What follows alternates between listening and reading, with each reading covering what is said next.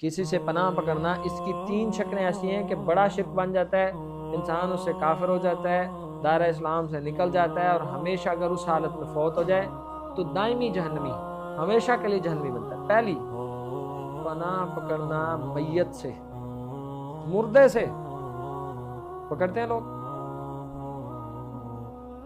اندھا دھند پکڑتے ہیں، یعنی وہ فوت ہے اور یہ کہتا ہے کہ بچاؤ بچاؤ، سنو، مدد کرو، ہم آپ کی پناہ میں آتے ہیں۔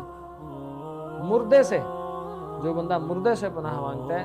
اور دوسری شکل ہے اس کی پناہ پکڑنا جو یہاں موجود ہی نہیں ہے، غائب کی۔ ایک ہے کہ مجھے کوئی خطرہ ہوا، خدا نخواستہ یہاں سانپ بچھو آ گیا، میں آپ کا یار بچانا دیکھنا، تو یہ سامنے موجود ہے، جائز ہے۔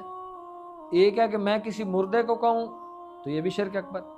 ایک ہے کہ اس کو کہوں جو سامنے موجود ہے، اس کا مطلب میرا عقیدہ ہے کہ وہ وہاں بیٹھ کے بھی اس کی پاور یہاں، میگنیٹک پاور یہاں کام کرتی ہے، اتنا اس کا مضبوط جناب فورس ہے۔ تو غائب سے، جو موجود حاضر نہ ہو، اس سے پناہ پکڑنا بھی یہ کون سا شرک ہے؟ شرک اکبر، بڑا شرک۔